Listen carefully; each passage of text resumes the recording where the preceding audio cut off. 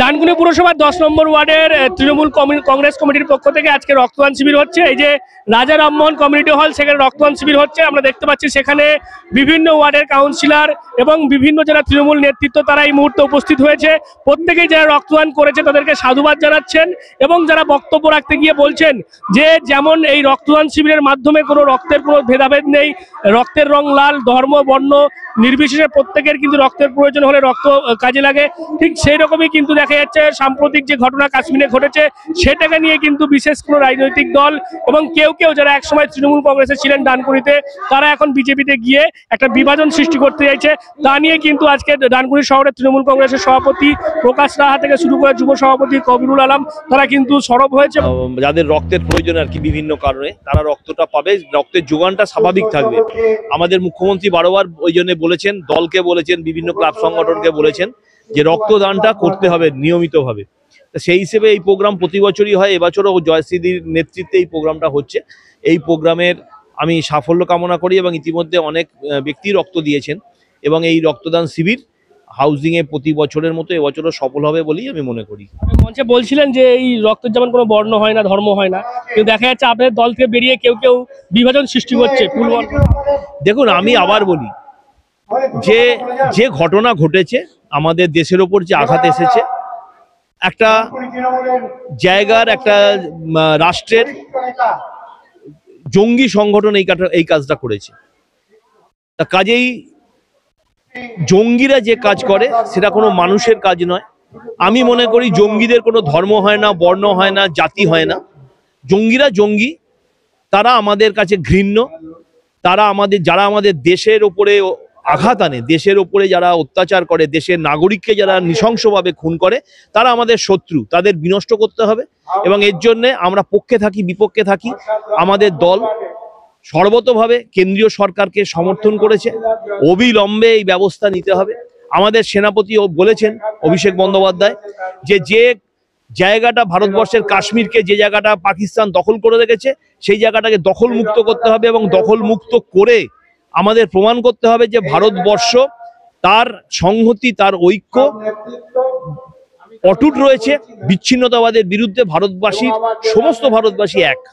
আজকে তো রক্তদান শিবির হচ্ছে, রক্তের কোনো ধর্ম বর্ণ হয় না, সেখানে দেখা যাচ্ছে আপনার দল থেকে বেরিয়ে গিয়ে কেউ কেউ একটা বিভাজন সৃষ্টি করতে চাইছে পেহেলগাঁওয়ের ঘটনাকে নিয়ে, কিভাবে দেখছেন? এগুলো ওদের মনের কথা নয়, মানে যারা এগুলো বলছে এগুলো মনের কথা নয়, কখনোই হতে পারে না মনের কথা। কারণ যারা বলছে তাদের সঙ্গে দীর্ঘদিন ধরে মিশেছি, একসঙ্গে খেয়েছি, একসঙ্গে থেকেছি, এগুলো তাদের মনের কথা নয়। অ্যাকচুয়াল ব্যাপার হচ্ছে আর একটা দলে চলে গেলে তাদের রাজনৈতিক গুরুত্ব অনেক সময় বাড়াতে হয়, বাড়াতে গেলে বলতে হয়, মনের কথা নয়। তাদেরকে ভুল বুঝবেন না, আর যারা বলছেন তাদেরকে বলবো এমন কথাও বলবেন না যেগুলো একটা সময়ের কলিগরা তাদের খারাপ লাগে। আফটার অল আমরা তো একসঙ্গে রাজনীতি করেছি। দেখুন, এই গরমকালে আমাদের রক্তের খুব চাহিদা থাকে। এই রক্তদান উৎসবটা আমরা প্রত্যেক বছর করি, আমরা করি জুলাই আগস্ট মাসে, কিন্তু এই রক্তের চাহিদার জন্যে আমরা একটু তাড়াতাড়ি করলাম। মোটামুটি আমাদের 60 জন মতো টার্গেট আছে, আমাদের 52 জন হয়ে গেছে ইতিমধ্যেই। হ্যাঁ, আমাদের মধ্যে সমস্ত ওয়ার্ডের কাউন্সিলররা ছিলেন। তারপর আমাদের এখানে টাউনের যে সভাপতি আমাদের প্রকাশ দা, ডানকুনি পৌরসভার ভাইস চেয়ারম্যান প্রকাশ দা থেকে শুরু করে আমার এই ডানকুনি শহরের আমার মহিলা সভানেত্রী মমতা দি থেকে শুরু করে আমার উত্তরপাড়া, আমাদের হুগলি শ্রীরামপুর সাংগঠনিক মহিলা তৃণমূল কংগ্রেসের সম্পাদিকা ডলি যাদব থেকে শুরু করে আমাদের এখানে আরও আমাদের আইএনটিটিউসির সভাপতি আমাদের দেবাশিস নন্দী, প্রথমেই আমাদের চেয়ারম্যান হাসিনা শবনম আমাদের এখানে উদ্বোধন করে দিয়ে ওনার একটা জরুরি কাজ আছে, উনি চলে গেছেন। এখানে আমাদের উপস্থিত আরও অন্যান্য কাউন্সিলররা এবং এখানে আসছেন আমাদের হুগলি জেলার কর্মাধ্যক্ষ সুবিদ্যা থেকে শুরু করে আমার এমএলএ আমাদের মেজদি সাথী খন্দকার আসছেন, আর আরও সব নেতৃত্বে, হ্যাঁ, আর এলাকার মানুষরা সবাই রয়েছে আমার সাথে। এখানে শুভজিৎ রয়েছে আমার সাথে। আজকে তোমার ওয়ার্ডে এই রক্তদান শিবির হচ্ছে, মূলত কি উদ্দেশ্যে করা, মানে গরমে রক্তের প্রয়োজন আছে? গরমেই রক্ত আছে, তাই জন্য আমরা রক্তদান শিবিরটা করছি। ম্যাডাম করছে, কাউন্সিলর ম্যাডাম। তো এইখানে যিনি প্রাক্তন ছিলেন, আপনি যেই প্রশ্নটা করছিলেন, তিনি প্রাক্তন ছিলেন।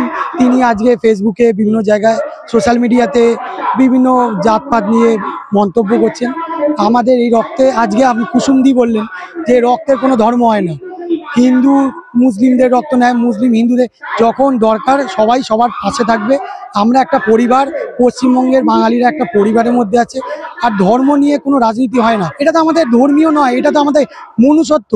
ধর্মের থেকে বড় কথা তো মনুষ্যত্বটা আমাদের আগে দরকার। আর যিনি বা যারা বক্তব্য রাখছেন, সোশ্যাল মিডিয়াতে কমেন্ট করছেন, তারা কিন্তু 2016-তে ডানকুনিতে বড় বড় জায়গা অধ্যক্ষ নিয়েছিলেন। আজকে বলছে মমতা খারাপ, এ চোর ও চোর, কিন্তু সেই সময় কিন্তু তারাই কিন্তু বড় বড় জায়গা ছিলেন। আজকে কোনো কারণে নিজের স্বার্থ সিদ্ধি করতে পারেনি বলে আজকে বিজেপিতে গেছেন, সেটা সবাই জানে, বিজেপির লোকজনও জানে, তৃণমূলও জানে।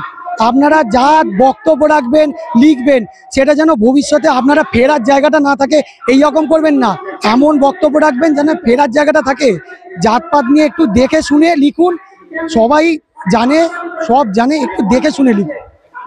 বুঝতেই পারছেন, এভাবেই কিন্তু আজকে রক্তদান শিবির। সেই রক্তদান শিবিরে যে বার্তা এই যারা উদ্যোক্তা রয়েছেন তারা দিচ্ছেন, যে কোনো রকম ভাবে ঠিক যেমন রক্তদান শিবিরে যারা রক্তদান করছেন সেখানে যেমন সমস্ত ধর্মের মানুষ রয়েছে, এরকমই কিন্তু এই সাম্প্রতিক কাশ্মীরের ঘটনাকে কেন্দ্র করে যে বা যারা একসময় তৃণমূলের ছিলেন এখন বিজেপিতে গিয়ে একটা বিভাজন করতে চাইছেন বা একটা রাজনৈতিক ফায়দা তোলার চেষ্টা করছেন, সেটা করবেন না, সেটা কিন্তু অনুরোধ করছেন এই উদ্যোক্তারা। এবং প্রত্যেকে এই যে 10 নম্বর ওয়ার্ডের তৃণমূল কংগ্রেস কমিটির উদ্যোগে যে রক্তদান শিবির করা হয়েছে, প্রত্যেকেই কিন্তু সাধুবাদ জানিয়েছেন। এই গরমে রক্তের একটা চাহিদা রয়েছে এবং সেই চাহিদা মেটাতেই কিন্তু এই রক্তদান শিবির, এমনটাই জানিয়েছেন কিন্তু উদ্যোক্তারা।